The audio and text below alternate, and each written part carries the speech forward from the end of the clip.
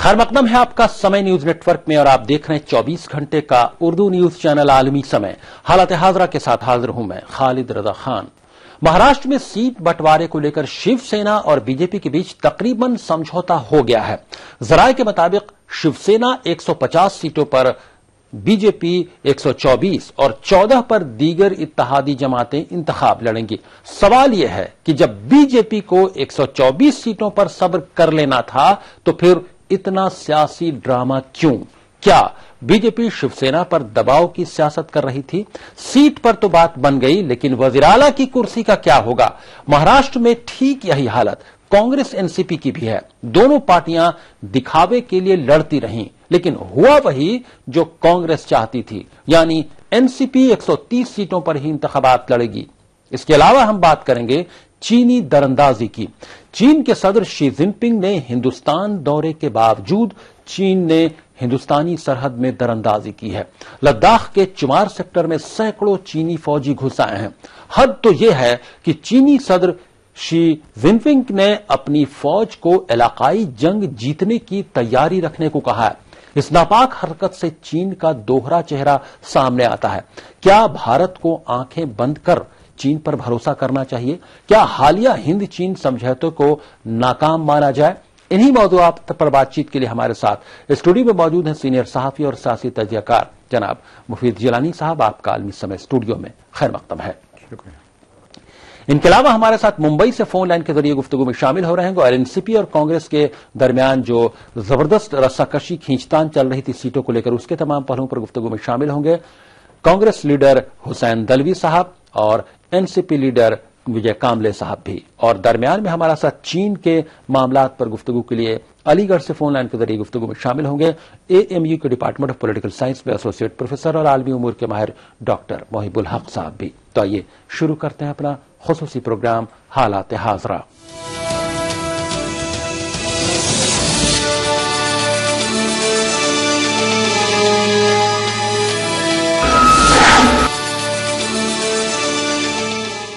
मुंबई के दादर में हुई बीजेपी की मीटिंग में शिवसेना के लीडरान ने भी हिस्सा लिया। माना जा रहा है कि दोनों पार्टियों के बीच सुलह के आसार हैं। Shiv Sena leader Sanjay Raut BJP leader Vinod Tawde के साथ एक ही गाड़ी में बीजेपी ऑफिस पहुंचे थे, जबकि शिवसेना की तरफ से अनिल देसाई, सुभाष देसाई और मिलिंद नार्वेकर भी मीटिंग में शामिल हुए।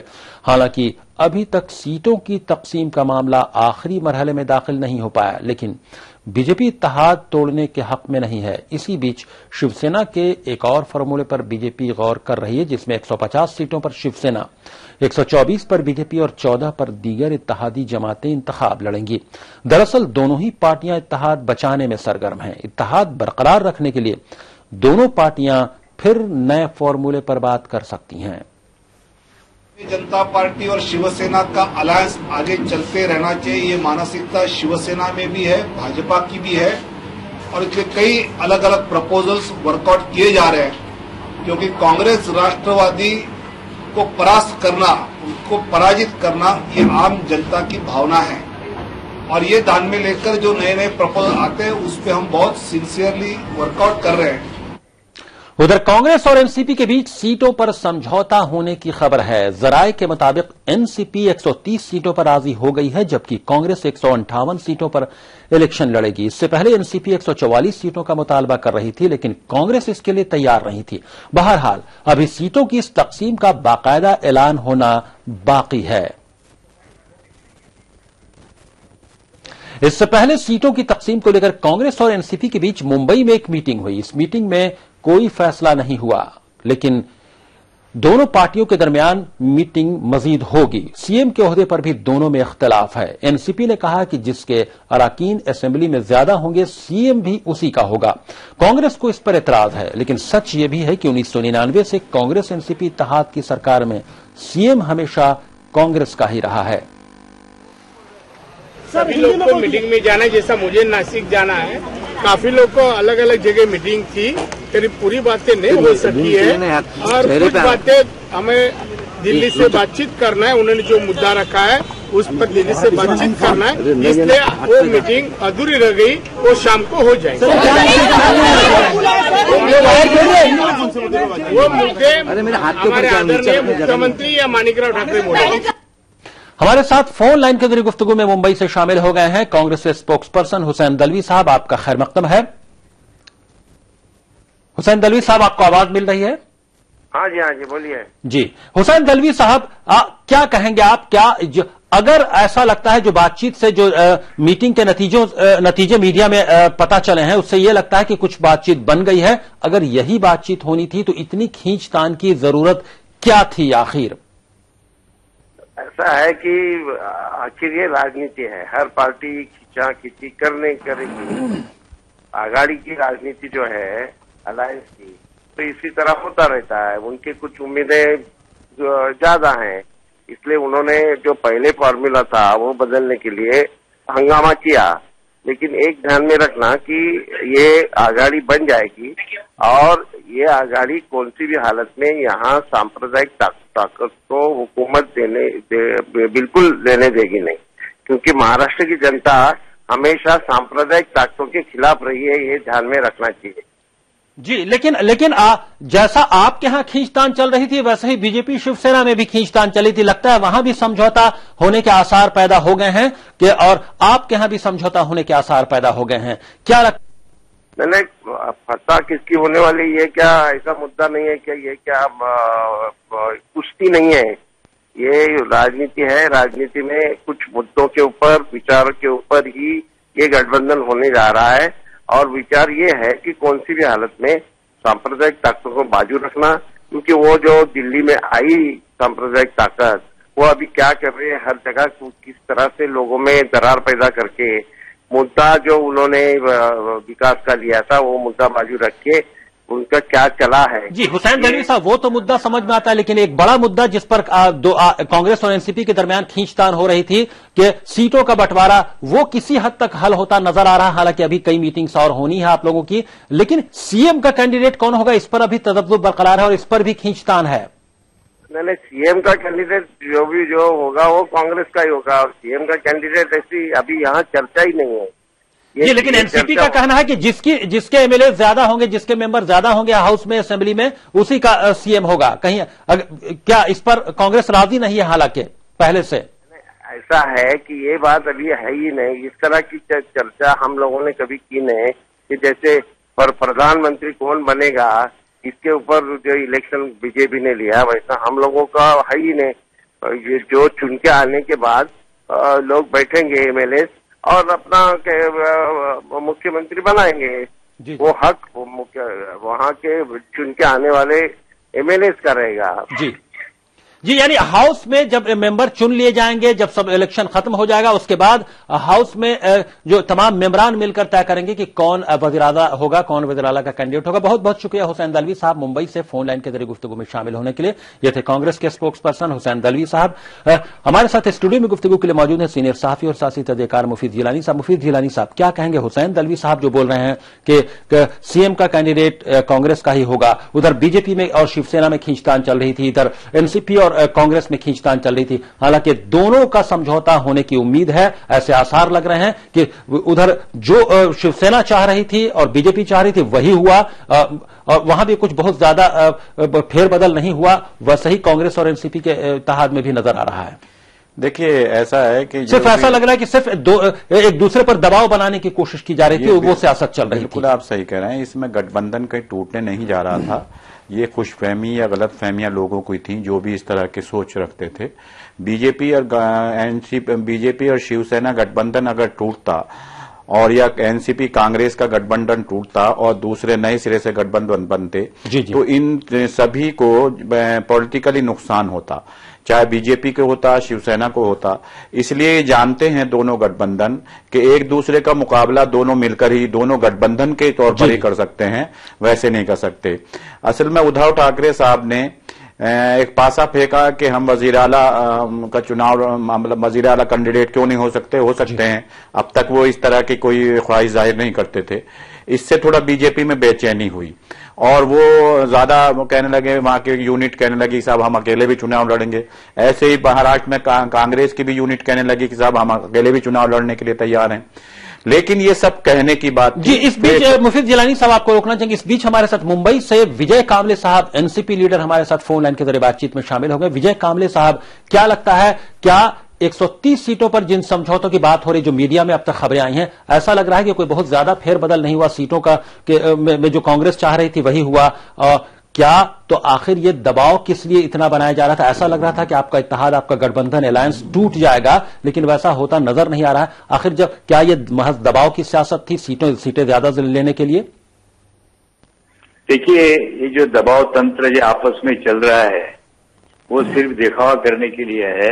दोनों को आपस को एक दूसरे की बहुत ही सख्त जरूरत है, और ऐसे में ऐसे माहौल में वो लोग किसी हालत में भी कॉम्प्रोमाइज करेंगे, क्योंकि वो जानते हैं कि अकेला अगर लड़ने की कोशिश करेंगे, एक तो राष्ट्रवादी कांग्रेस और कांग्रेस दोनों डैमेज है पूरी तरह से। और इस वक्त मेरे ख्याल से वो लोग जितना भी झगड़ा करेंगे सिर्फ बताने के लिए, अपोजिशन के लिए, लेकिन अंदर से उनको एक दो दिन के अंदर, एक कल के दिन के अंदर उनको कॉम्प्रोमाइज करना ही पड़ेगा जी जी उनके हित में। ये माहौल अपने को दिखता है आज। जी जी। लेकिन एक चीज पर जो मामला जिसे कहते हैं पेच फंसा हुआ है वो ये कि सीएम का कैंडिडेट कौन होगा, इस पर भी बातचीत नहीं हो पाई है, और कांग्रेस इसके लिए तैयार नहीं है शायद कि सीएम का कैंडिडेट कांग्रेस का ही होगा। इसी पर कांग्रेस बजिद है। देखिए, ये सीएम कौन होगा तो डिपेंड्स ऑन फ्यूचर। जी। जिसका ज्यादा सीट आएगा वो तो कानूनन वो चीफ मिनिस्टर बनेगा, और दोनों भी ऐसी परिस्थिति भी नहीं है कि वो अपना चीफ मिनिस्टर बनाएंगे। एक तो इनकी हालत इतनी बुरी होने वाली दोनों कांग्रेस और राष्ट्रवादी की, कि पहले जमाने में एक बार अभी गए 5 साल पहले उन्होंने जीता, उसके कारण थे। लेकिन अभी जो माहौल बन गया सारे देश के अंदर, लोग समझ गए कि इन्होंने सिर्फ बातें की, लोगों को आश्वासन दिया, लेकिन लोगों का काम नहीं किया। एक तरफ करप्शन इतना जोर से बढ़ा हुआ है जी, एक तरफ बेकारी है, एक तरफ महंगाई बढ़ी है, और करप्शन के चार्जेस जो इनके ऊपर है उसके बारे में कभी राष्ट्रवादी वालों ने बात नहीं की। इतने बड़े उनके नेता शरद पवार, जिनको दूरदृष्टि के नेता कहते हैं, उन्होंने उनके खिलाफ कभी कार्रवाई नहीं की। जो सिंचन घोटाला जो इतना बड़ा हुआ है, वो तो अजित पवार उसके अंदर अटके हुए हैं। ये सारे मामले लोगों के सामने है। बिल्ली जब दूध पीती है तो आंख बंद करती है और सोचती है कि मेरे को कोई देखता नहीं। लेकिन अभी देहात में भी जाओ आप, लोग बड़े होशियार बन गए, उनको सारी बातें की जानकारी चल रही है। और ये माहौल के अंदर मेरे ख्याल से इन लोगों को दूर रखने का काम भाजपा और शिवसेना अवश्य करेगी। ये तो सब मई के सभी लोग बोल सकते हैं। जी जी जी। यानी ऐसा लगता है कि आप लोगों के दरमियान जो सीट को लेकर खींचतान चल रही थी वो अब खत्म है। वो तो हो गई जी जी, उसका कोई सवाल ही नहीं आता है जी, क्योंकि हमको देखना है, हम लोग को देखना है कि राष्ट्रवादी कांग्रेस पार्टी और कांग्रेस इन्होंने जिस प्रकार से माहौल बना के रखा है, करप्शन बढ़ाया है, इतना करप्शन हुआ है कि लोग तंग आए इनके। वो अजित पवार एक बार किधर कहते हैं कि आता माझी सटकली, लेकिन सारे आम जनता के उनके ऊपर सटकी हुए। लेकिन विजय कामले साहब सेंटर में एनडीए की, बीजेपी की लीडरशिप में, उसका भी तो 4 महीने हो गए, लेकिन जो वादे किए थे वो भी तो पूरे होते नजर नहीं आ रहे हैं। उसका इम्पैक्ट भी तो पड़ेगा स्टेट पर। देखिए, 4 महीने के अंदर क्या हो सकता है मेरे को बताइए। अभी आप जो इन्होंने 67 साल से ये लोग स्वातंत्र मिलने के बाद में मेजोरिटी ऑफ टाइम यही सत्ता में रहे, क्या किया इन लोगों ने? अभी भी बेकारी बढ़ चुकी है, दलितों के ऊपर अन्याय होता है, अत्याचार होता है, करप्शन बढ़ा है। ये सारी बातें ध्यान में रखते हुए अब एक मोदी साहब आए, कोई नए विचार लेके आए हैं, नया कुछ करना चाहते हैं, तो उनका हौसला बढ़ाना चाहिए कि नहीं? सिर्फ 4 महीने के अंदर हम अनुमान करेंगे कि भाई ये लोग कुछ नहीं करेंगे, वो अवश्य करेंगे जी, अवश्य करेंगे। और लोगों का विश्वास उनके ऊपर बैठ रहा है आस्ते आस्ते जी। यानी अब नतीजा क्या होगा ये तो इलेक्शन के बाद ही पता चलेगा। बहुत बहुत शुक्रिया विजय कामले साहब फोन लाइन के जरिए बातचीत में शामिल होने के लिए। विजय कामले साहब बीजेपी लीडर हमारे साथ फोन लाइन के जरिए बातचीत में शामिल थे। मुफीद जिलानी साहब, आप क्या बोलेंगे? बीजेपी और शिवसेना का अलायंस भी उतना ही कॉन्फिडेंट नजर आ रहा है जितना कि कांग्रेस एनसीपी अलायंस। क्या लगता है आपको, क्या वाकई ये जो खींचतान दोनों इत्तेहाद में चल रहा था, ये महज दिखावा था, एक दूसरे पर कहीं ना कहीं से दबाव बनाने की सियासत थी, ज्यादा से ज्यादा सीटें खींचने के लिए? बिल्कुल, ये एक सिर्फ जो थी दबाव टैक्टिक्स थी सीटों के, कि भाई हम लोगों को, असल में एनसीपी का तर्क ये था कि भाई लोकसभा में उनका परफॉर्मेंस अच्छा रहा है और शिवसेना भी ये दिखाना चाहती थी कि भाई हम आपके बड़े यहाँ पर लोकसभा के चुनाव में आप बहुत बड़े हैं और आपका प्रधानमंत्री है, लेकिन यहाँ पर महाराष्ट्र में आप हमारे बगैर नहीं चल सकते। ये उसको पूरा मतलब भाजपा को पूरा दिखा देना चाहती थी वो। भाजपा बार बार कह रही थी कि साहब हम अकेले भी लड़ सकते हैं, लेकिन अकेले में दमखम उनका ना तो शिवसेना में था, ना भाजपा में था, और ना ही कांग्रेस और एनसीपी में। तो दोनों गठबंधन इनकी मजबूरी है, गठबंधन में लड़ना इनकी मजबूरी है। लेकिन अब जैसे कांग्रेस और एनसीपी के गठबंधन की आप बात करें कि जो जराये से खबरें मिल रही हैं 130 की और 100 बाकी 58 सीटों की, उसमें शायद एक चीज और आने वाली है जो मुझे अभी वो है कि शायद समाजवादी पार्टी भी जो है वहां पर कांग्रेस से गठबंधन करने के, क्योंकि वो पिछले बार चुनाव जब लड़ी थी तो अकेले लड़ी थी और उसने काफी नुकसान भी कांग्रेस, क्योंकि समाजवादी पार्टी की जानिब से ये इशारे मुसलसल मिलते रहे कि वो भी उस अलायंस में शामिल होना चाहिए। अगर वो अलग लड़ते हैं तो जाहिर है इसका, अगर कहीं मिलकर लड़ेंगे तो इसका फायदा एनसीपी और कांग्रेस को हो सकता है, और अगर वो समाजवादी पार्टी यानी ये हो सकता है कि जो कांग्रेस एनसीपी का इत्तेहाद है उसमें समाजवादी पार्टी भी शामिल हो जाए, इसके इम्कानात हैं, और तब कुछ सीटों में फेरबदल हो सकती है, कुछ बदलाव किया जा सकता है ताकि समाजवादी पार्टी को उसमें अकोमोडेट किया जा सके। हालात हादरा में वक्त हो गया है एक ब्रेक का। मुफीद जिलानी साहब स्टूडियो में गुफ्तगू के लिए मौजूद हैं। ब्रेक के बाद आएंगे तो हम बात करेंगे चीनी दरअंदाजी की। हिंदुस्तान के तई चीन का दोहरा चेहरा सामने आया है।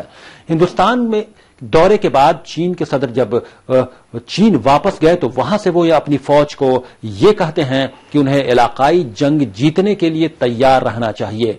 ये क्या है? दूसरी जानिब चुमार सेक्टर में चीन की सैकड़ों फौज की जो फौजी हैं वो दरअंदाजी किए हुए हैं, हिंदुस्तानी सरजमीन में दाखिल हो चुके हैं। ऐसे में क्या यह समझा जाए कि चीनी सदर का हिंदुस्तान दौरा नाकाम रहा या क्या रहा, कितना कामयाब रहा? इसके तमाम पहलुओं पर गुफ्तगू करेंगे और गुफ्तगू में हमारे साथ अलीगढ़ से फोन लाइन के जरिए शामिल हो रहे होंगे एएमयू के डिपार्टमेंट ऑफ पॉलिटिकल साइंस में एसोसिएट प्रोफेसर और आलमी उमूर यानी इंटरनेशनल अफेयर्स के माहिर डॉक्टर मोहिबुल हक साहब भी फौरन हाजिर होते हैं।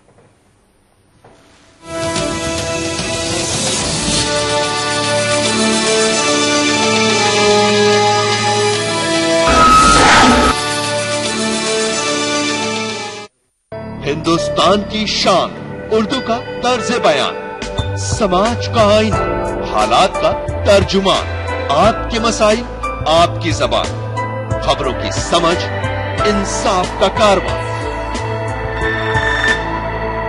आलमी समय, सच की पहचान। अगर 430 सभा कर रहे हैं नरेंद्र मोदी तो जाहिर सी बात है वो दिन भर में 4 बार दिखेंगे। मुसलमान पिछड़ा हुआ है तो मुसलमान को रिजर्वेशन देकर उसको आगे लाइए। 4-5 मिनिस्ट्रीज आपने एक आदमी को दे रखी है। बाहर का विदेशी आकर के जम्मू कश्मीर का नागरिक शादी करके बन सकता है। कोई महिला यदि वहाँ की यदि बाहर कर लेती है तो उसकी सिटीजनशिप भी खत्म हो जाए। मुल्क मिल्लत के मसाइल का अंबार, कौन है इनका जिम्मेदार? सियासी लीडरों के ख्यालात और दानिश्वरों के अफकार। देखिए सैयद फैसल अली के साथ खुली बहस हर शनिचर की रात 8 बजे और एतवार की दोपहर 2 बजे सिर्फ आलमी समय पर।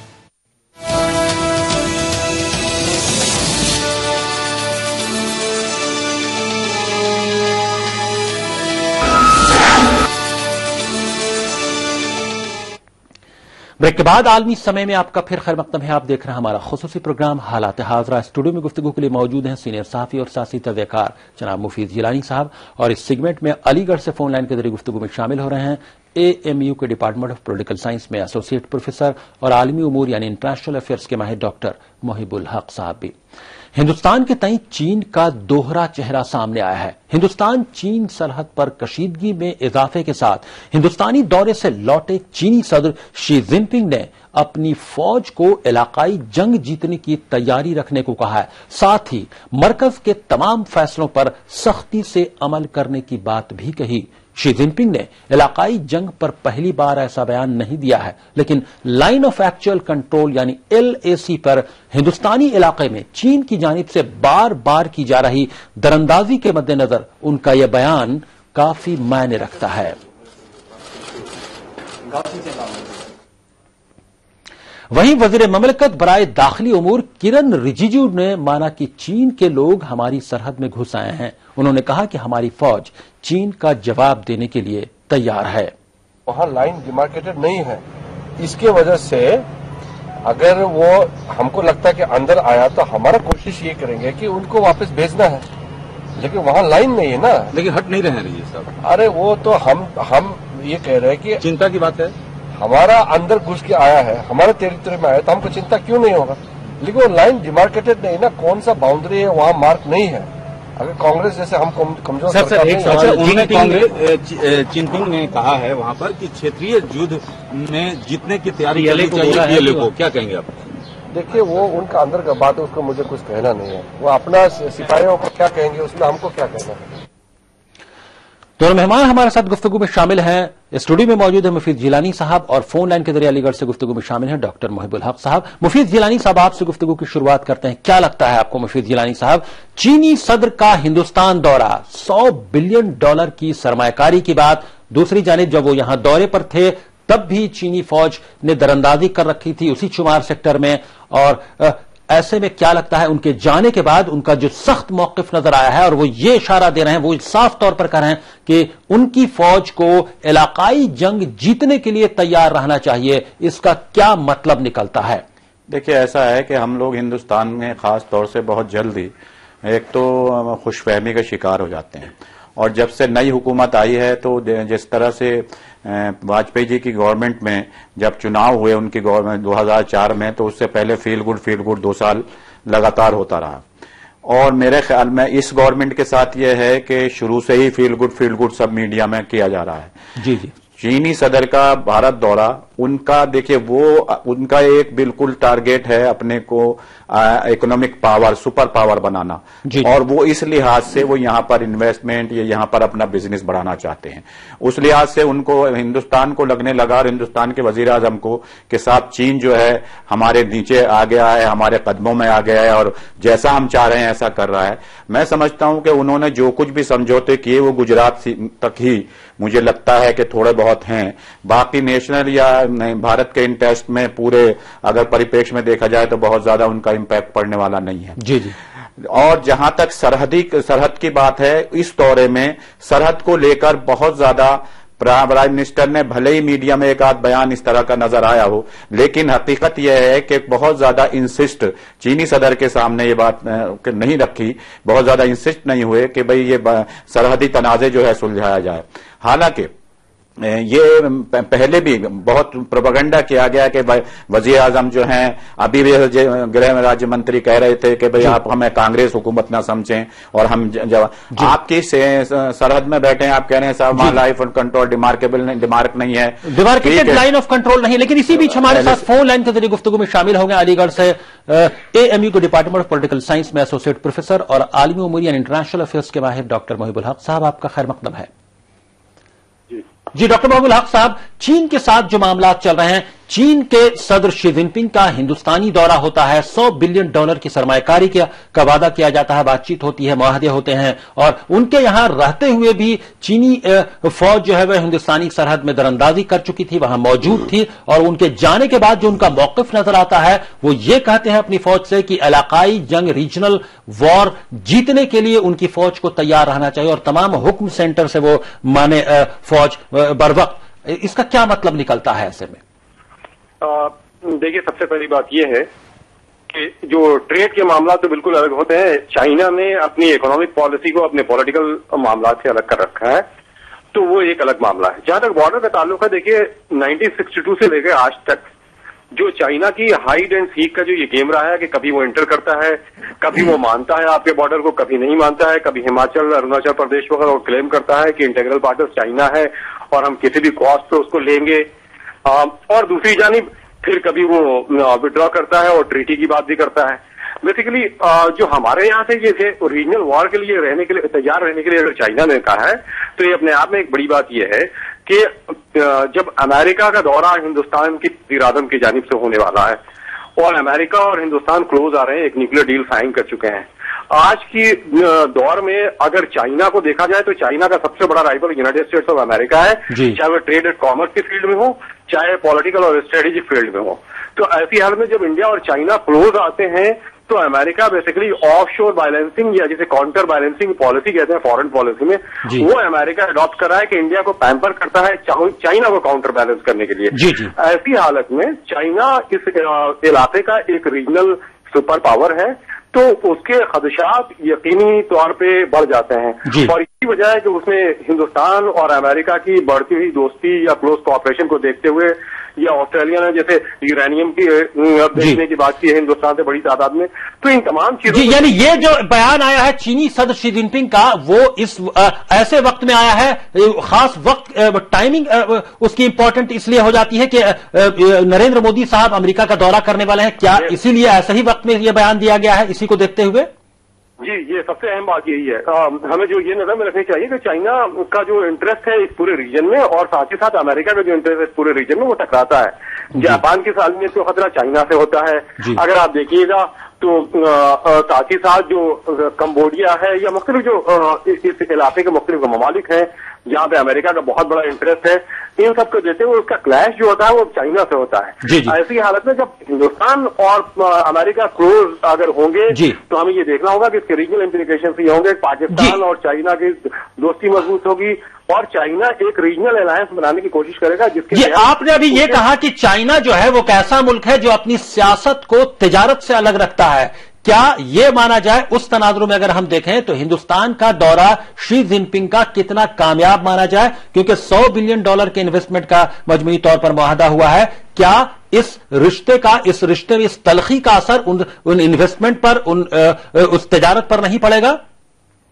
वो इसलिए नहीं पड़ेगा कि अगर आप देखिएगा तो हमारे यहाँ जो प्राइवेटाइजेशन ऑफ इकोनॉमी के बाद ये बड़ी अजीब बात है कि जो पॉलिटिकल डिसीजंस होते हैं या बतौर खास जो स्ट्रेटेजिक लेवल पे जो कॉम्प्रोमाइजेस किए जाते हैं वो बेसिकली कमर्शियल इंटरेस्ट को प्रोटेक्ट करने के लिए किए जाते हैं। और किसी भी मुल्क में अगर आप डोमेस्टिक कंपल्जन ये होता है, जो भी पावर में हो कोई भी पॉलिटिकल पार्टी, ये तो कहने की बात है कि कांग्रेस या बीजेपी में कोई फर्क है, कोई भी पॉलिटिकल पार्टी हो वो डोमेस्टिक कंपल्जन या डोमेस्टिक रियलिटीज को इग्नोर करके फॉरेन पॉलिसी अपनी नहीं बना सकती।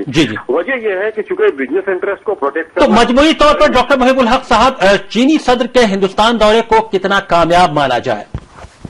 अगर चाइना के पर्सपेक्टिव से देखा जाए तो चाइना ने एक जो सेकेंड लार्जेस्ट मार्केट है वर्ल्ड का, वहां पे इन्वेस्टमेंट की बड़ी बात की है। और देखिए चाइना जब इन्वेस्टमेंट करता है तो ये बहुत ही सिंपल सी चीज नहीं होती है, आप जितनी भी पीठ थपाते रहें। जब चाइना के टैक्स बतौर खास उसके बदले में जो एक्सेस मिलता है उसको चाइना का उस मार्केट में वो इतने चीप प्रोडक्ट मार्केट में बेचने लगता है कि जो इंडिजिनस लोकल कंपनीज होती हैं, जो प्रोडक्ट होते हैं उनको बहुत ही टफ कॉम्पिटिशन का सामना करना पड़ता है। तो ये आने वाले दिनों इसके इम्प्लीकेशंस आपको नजर आएंगे कि चाइना ने जो डील साइन किए है हिंदुस्तान के लिए, वो हिंदुस्तान के लिए कम और चाइना के लिए ज्यादा मुफीद है। यानी हिंदुस्तान के लिए कम और चीन के लिए ज्यादा फायदेमंद फ्यूचर में होंगे ये जो डील साइन हुई है $100 बिलियन की। बहुत बहुत शुक्रिया डॉक्टर मोहिबुल हक साहब फोन लाइन के जरिए अलीगढ़ से गुफ्तगू में शामिल होने के लिए।